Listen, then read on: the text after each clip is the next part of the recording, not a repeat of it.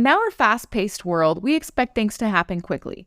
Patience is hard to come by because we rarely have to be patient for anything. We can take these expectations and mindset, things happening quickly and immediate gratification, into our health and wellness journey. We want what works fast. What's the quickest way to lose weight? What's the fastest way to solve my hormone issues? What pill can I take to solve high cholesterol, depression, fatigue, or whatever it is? This quick fix mindset is so pervasive in diet culture. Have you experienced it? All around us, people are promoting their diet, their pill, their workout, whatever they have is the answer. It appeals to our desire to be healthy, so we get our hopes up, we buy into the promise, and then end up disappointed when we don't follow through or all the weight comes back. And we do that vicious cycle over and over again. I've brought a guest onto the podcast to share her story with us on this on-again, off-again trap. Sonia Jhas is a mom of two, personal trainer, wellness expert, and author. Her new book, I'll Start Again Tomorrow and Other Lies I've Told Myself, is an authentic look into her relatable journey. In our conversation, she shares how she broke free from the hamster wheel of weight loss, how she's developed a healthy body image, and changed her mindset about health for good. If these topics hit home for you, then this episode will be a huge dose of encouragement. Welcome to the Daily Wellness Podcast, where you can learn about healthy living and be inspired to take the next step in your wellness journey.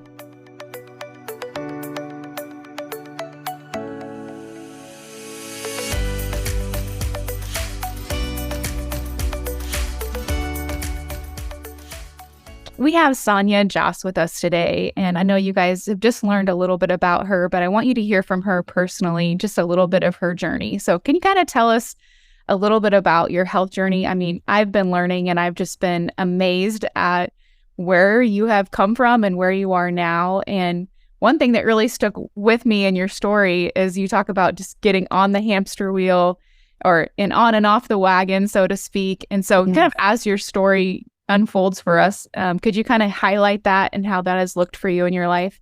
Yeah, absolutely. First of all, thank you so much for having me here. Honestly, it's my pleasure. It's such a pleasure. And I'm excited to sort of dive deep with you today. As you said, my journey has been quite convoluted. My relationship with my body was never really clean. And I don't think I really appreciated how unclean it was until I was in the process of writing my book. And as I was sort of digging through memories and really trying to pinpoint the moment where when I was young, I decided that I didn't look the way I was supposed to.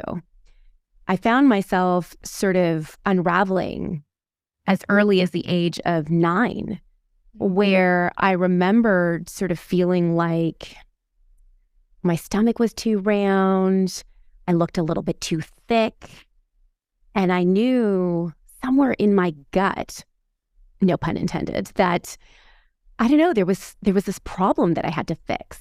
There was this issue that I had, and that if I could just find a way to make myself look better, feel smaller, that I would then feel better about myself. And, when you're 9 years old, you don't really know that these are the seeds that are being planted.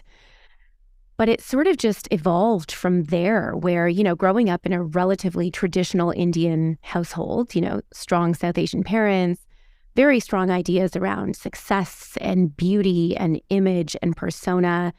I think my beliefs and my values at a very early age were sculpted and molded by their, very narrow views. And it sort of put me on this trajectory of chasing, right? Chasing the perfect body, chasing the perfect career, chasing the perfect image. Meanwhile, sort of selling myself out along the way, total disregard to how it is that I felt, total disregard to if I was hungry or if I was tired or if I felt like there was something I needed, because I don't know, woven into sort of my cells was this idea that you're going to put your head down, you're going to do what you need to do to get to that end destination. And at the time when I was younger and I was in high school, not only did that end destination sort of feel like it was about, getting into the best college or university or, getting the best job or sort of all of those ideals around success, but it also felt like happiness was just 10 pounds away, right? And if I could just do whatever I had to do to get there, then I would arrive at happiness. I would figure out how to course correct then, and I would be living the dream, right? But as you sort of mentioned, the hamster wheel, the on again, off again, that was really the theme, right? For me, because it was commitment and motivation, yes. But that commitment and motivation was really packaged around this deep desire to just do whatever I needed to do to get to that goal as fast as I could.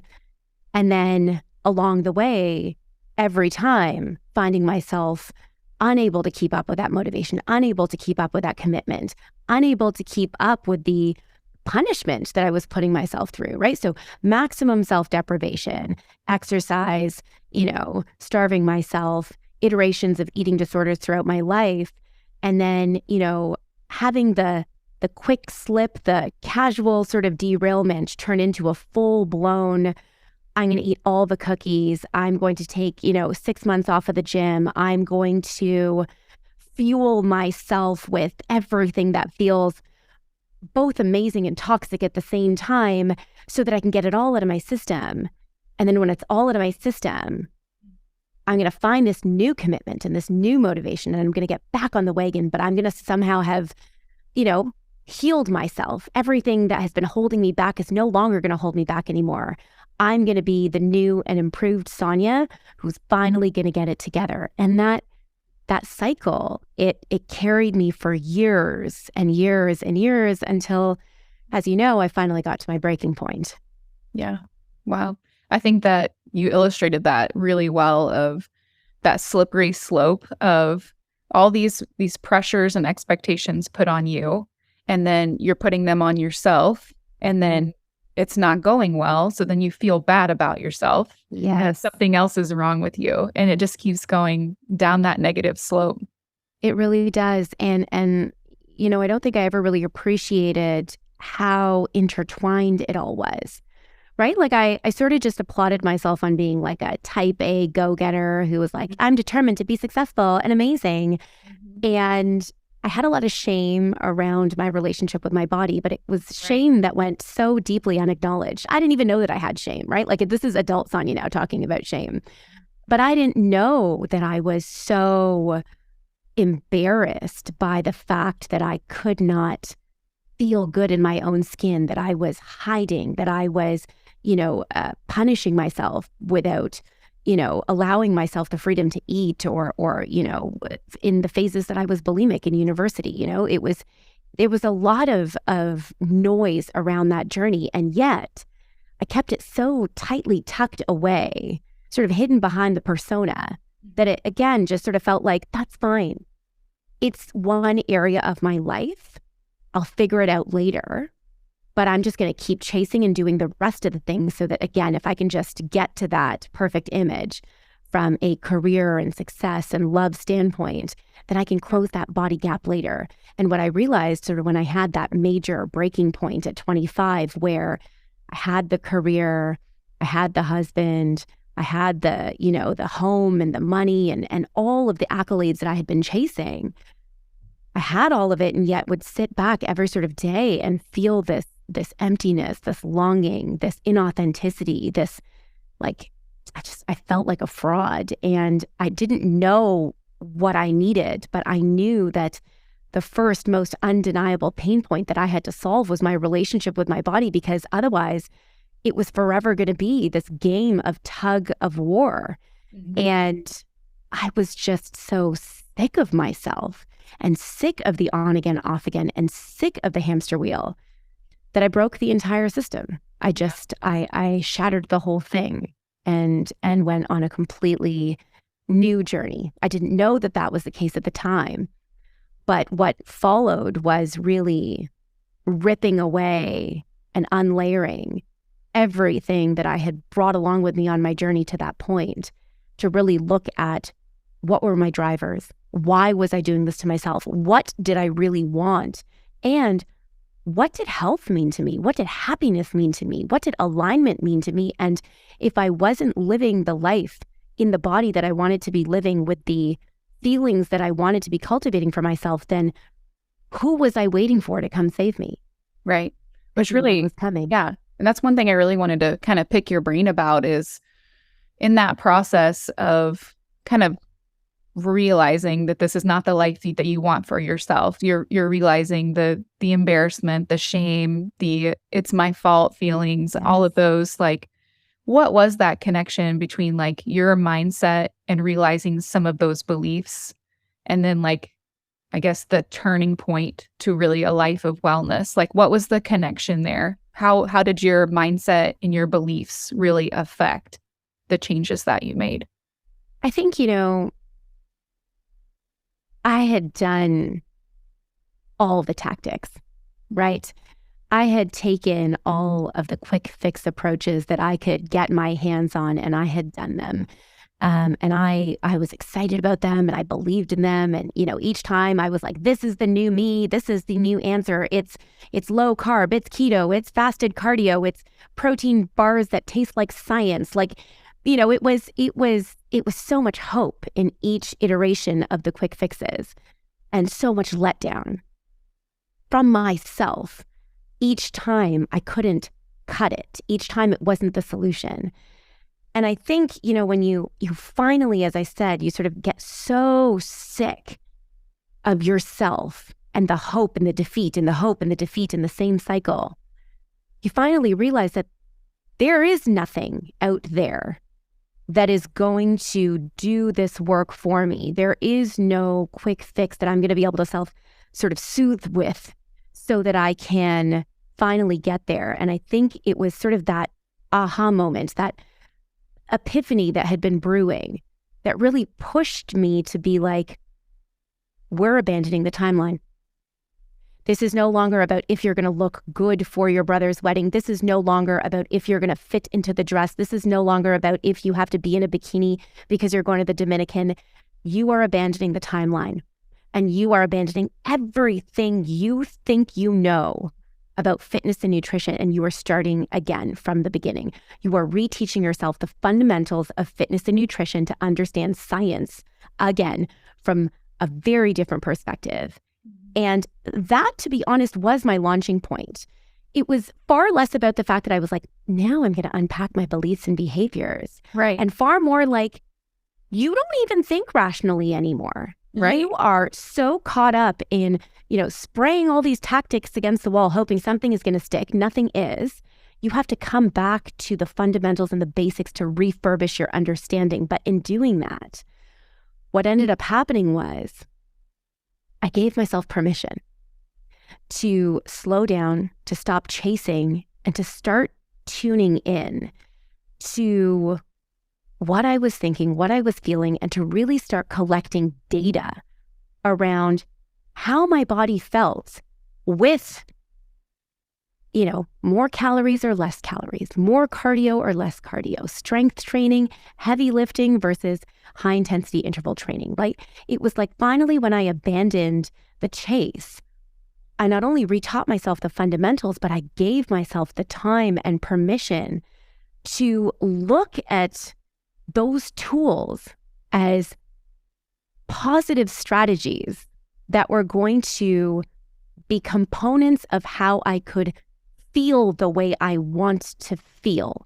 energized, healthy, vital, confident, strong, powerful.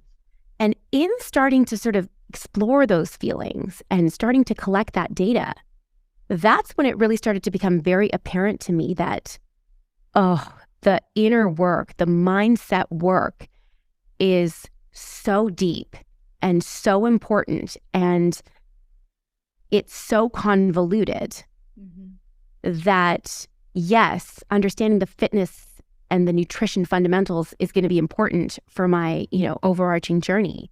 but really the journey within is what's going to drive every choice that I'm going to make.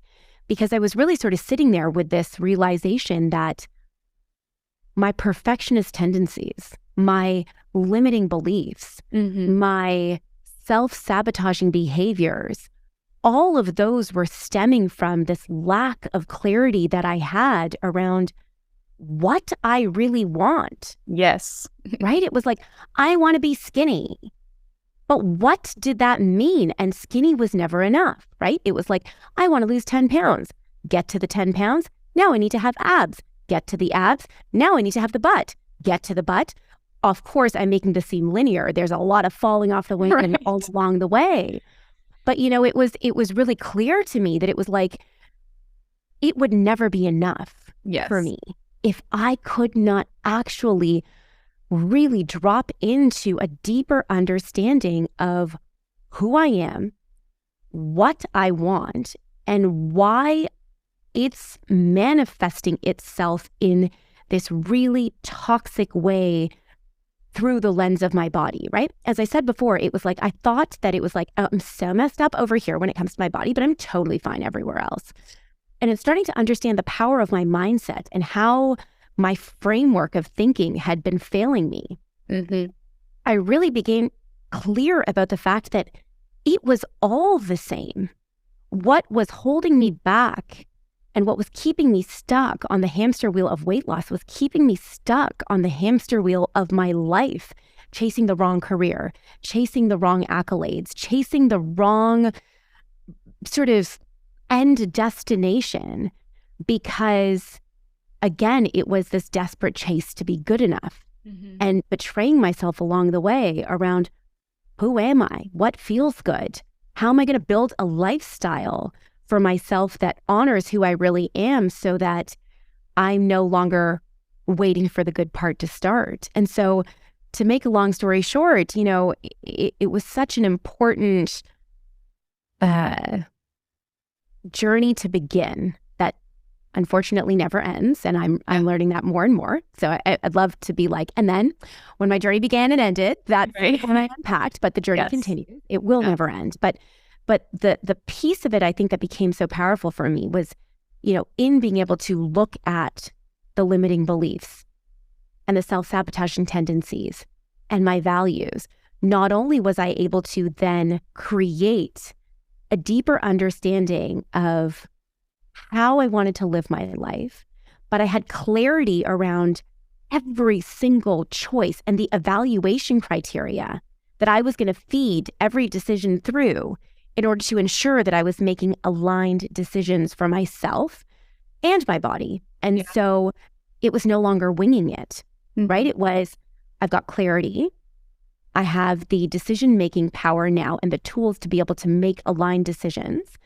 And I've got a connection with my body, the mind-body connection, to be able to understand, connect, and course correct along the way so that I'm never falling off the wagon or pursuing the wrong career or having to call off yet another wedding, right? It's like, you know, it became sort of the fundamental foundation for my life and my relationship with my body. And I think that's why I talk so much about that connection in the book. I think so many of us are stuck on the hamster wheel of weight loss, thinking that it's just this narrow area of our life where we just can't seem to figure it out.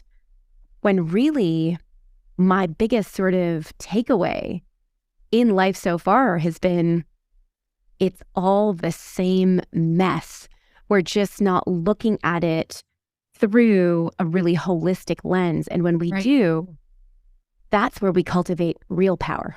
Yeah, I agree. You're really pulling at my heartstrings because I can relate to so much of what you said. And I think so many people listening are going to be able to relate as well. I'm just thinking, you know, when you start after a goal, whether it's not eating sweets, you know, or working out 5 times a week, or, you know, ditching carbs or whatever, you know, you think is going to be your answer. And you start after this goal with all kinds of hope build up inside you, right? And then you fail in some way, right? You miss the gym, you eat the cookie, whatever. And then you feel so much disappointment in yourself, and you feel things like, I'm a failure. Why don't I have discipline? Why can't I do this? Why isn't this working for me? And then it just becomes like a roller coaster of, I'm going to make myself vulnerable and have hope that I can do this. Yeah. And then something happens where you feel like you failed, and then you try to get back up on the roller coaster. And then it's just, for me, I picture my journey as that roller coaster of the feelings, associated with this health journey of being up and down and up and down. And it beats you up. Roller coasters are meant to be short. And if you're on a roller coaster like your whole life, you're just going to get beat up.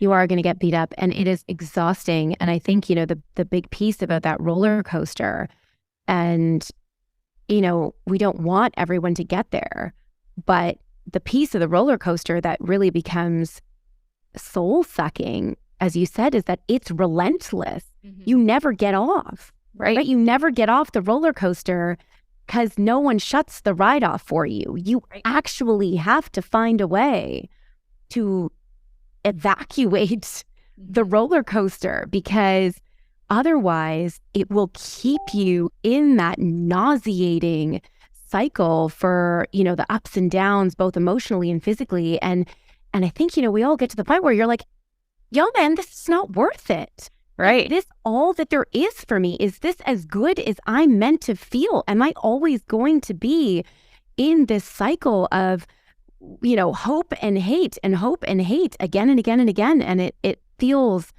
I think you just get to the point where it feels like so much self-punishment.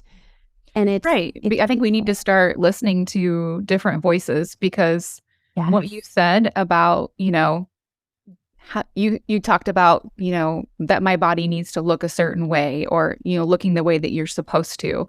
That's all put on us from diet culture or societal pressures. Absolutely. Or, what we see in media and whatnot. And we need to start listening to different voices, because really what you want, is so important to think about, not just what do I want right now, but the long term, what do I want? I think that question that you asked is so key. And I know it's been key for me in my journey. Mm-hmm. And I think that is what helps me, be consistent and stay on a sustainable path to wellness. Is what do I want long term? So I'm not thinking about, what do I want for the summer? What do my body look like for the summer, or what are my calorie goals for the week? I'm thinking about, what do I want to feel like when I'm 60? What do I want to feel like when I'm 80? What are my goals for health? Not just for myself, but for my family. What do I want to be modeling to them for their future, for our legacy of health? I think the culture also teaches us to think so small and short-sighted about what health and wellness and fitness and all of those things are and should be, that we haven't been taught to think long-term. We haven't been taught to think long-term. I think that's so true. And I think another piece of the equation is that, I think for a lot of people, the idea of what am I going to feel like when I'm 60, or what am I going to feel like when I'm 80, or that can sometimes feel a little bit abstract. You're like, that's so far away, I'll figure it out then. But one of the things that I've found when it comes to broadening our vision is, okay, maybe let's not go to 60 or 80, but fundamentally, what kind of life are you trying to live? Yes. Because a lot of people will suggest that, my biggest issue is that I'm just not, committed enough. I start drinking celery juice, and I've got this meal prep thing going on, and I'm, no carbs, and I'm so good and whatever. And then I fall off the wagon, and it's so hard. And I don't know why I can't stick with it, because I really want this. And what I start to sort of understand as I'm having these dialogues with people is that they don't want to do it because it doesn't feel good, but they're willing to do it for a short period of time to get them to where they want to go. They get frustrated that they're not getting there fast enough, and then inevitably they throw in the towel. But if you ask someone for the rest of your life, do you want to be doing meal prep, drinking celery juice, limiting yourself, not going out for date nights, having to say no to girls' nights, having to really just resign to the fact that you're going to be in this like really robotic structure to maintain your body? Most people are going to be like, no, that's like not what I want. Why would I want that? Yes. But what they're willing to do right now is totally in contrast to the life that they actually want to be living in the future, whether the future is 80 or the future is in 5 years from now, right? And I think when you can really start to look at the fact that the foundation that you are setting for yourself today, the choices that you are making today, those choices are setting you up for what you are building off of tomorrow. Mm-hmm. That's then when you actually look at this as like a snowball that is going to be aligned and that is going to sort of be something that you can really build off of, as opposed to, punishment now, I'll get to where I need to go and then I'll like fix it later somehow. That never comes. You can't fix it later, right? So it's like, how do you really look at that? Who do you want to be when you grow up?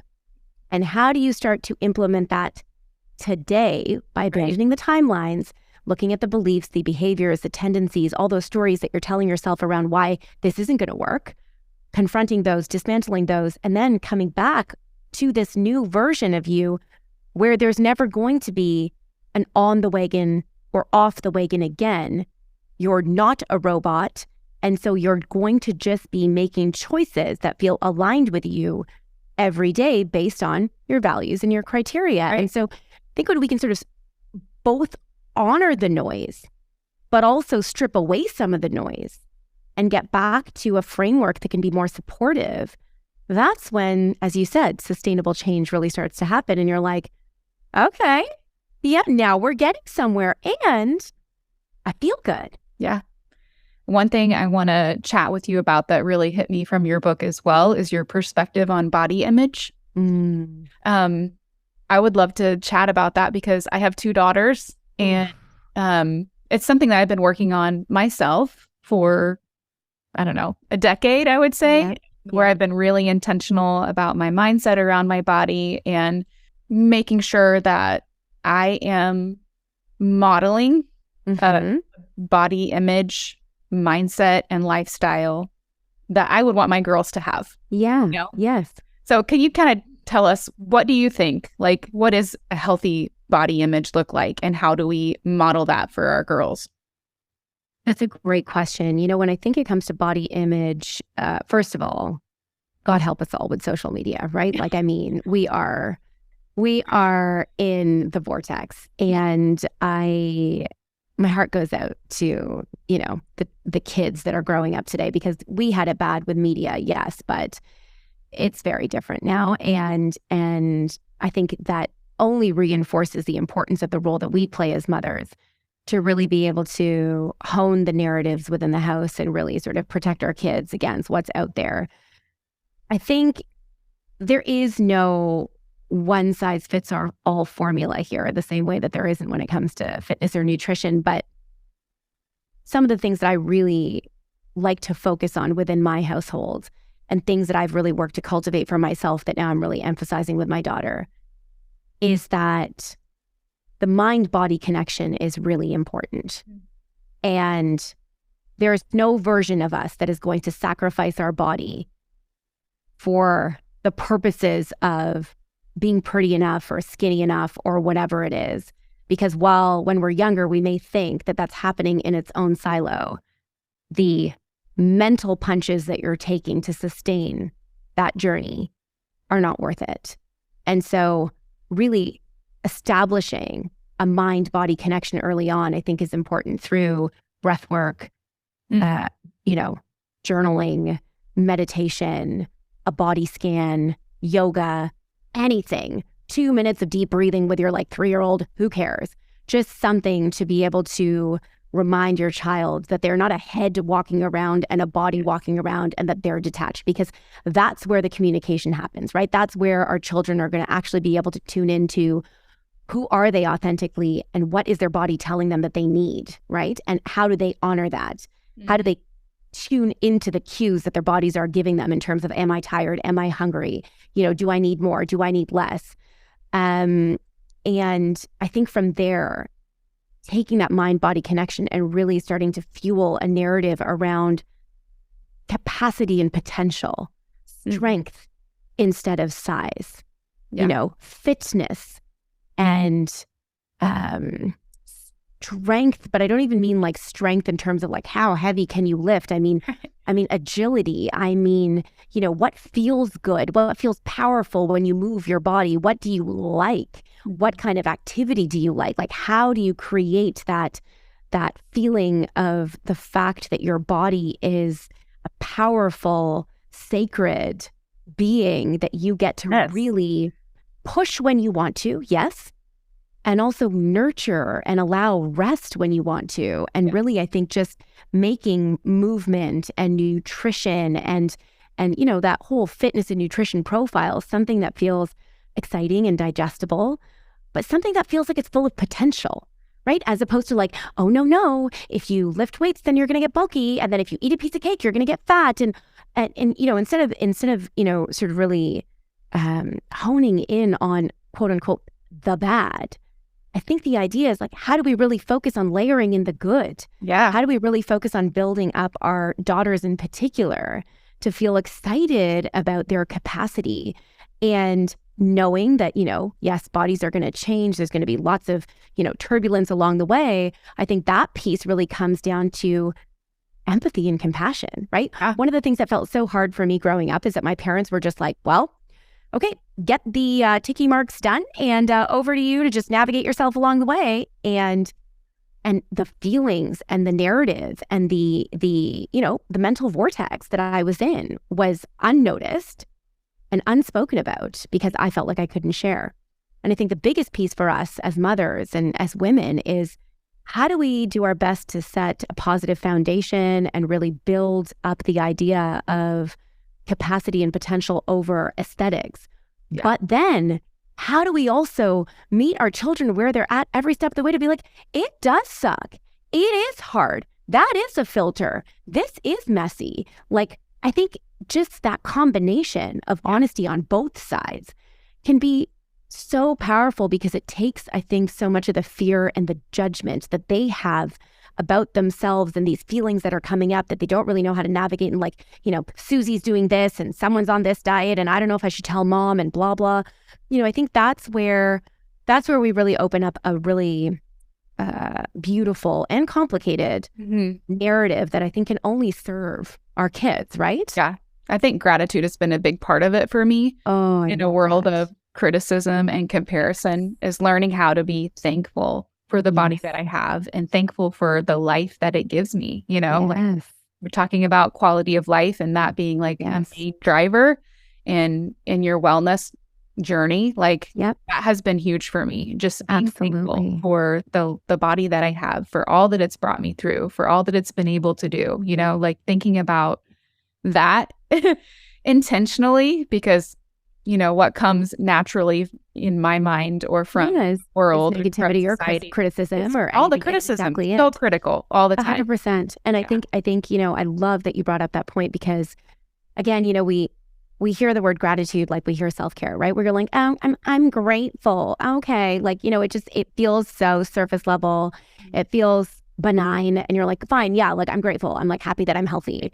But to really, as you said, be able to drop into that feeling of being grateful and honoring that relationship that you have with your body so that you are taking that gratitude and fueling it further, I think is really what makes it go from feeling like you're one step away from regressing to your worst self to feeling like you are empowered to live out who you want to be through your relationship with your body. And it goes so hand in hand. Yeah.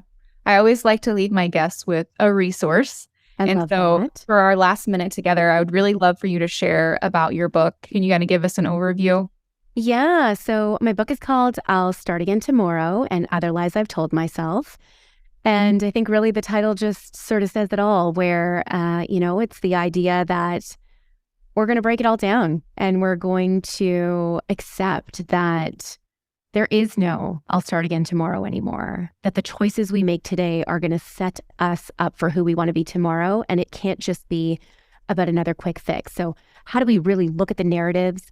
How do we really embrace the experience that we don't even think we have gained through the roller coaster that we've been on, and really start by breaking down the wobbly foundation and building anew through values, beliefs, perfectionism, getting clarity around those vast buckets, and then really re-understanding the fundamentals of fitness and nutrition so that when we start again, this is the last time we say we're starting again. Thanks for listening to today's episode on the Daily Wellness Podcast. We hope that you found it helpful for your own wellness journey. And if so, we'd love for you to leave a review. Then come back and listen for review shoutouts on upcoming episodes. For more information, check out the show notes and connect with us on our website, dailywellnesscommunity.com.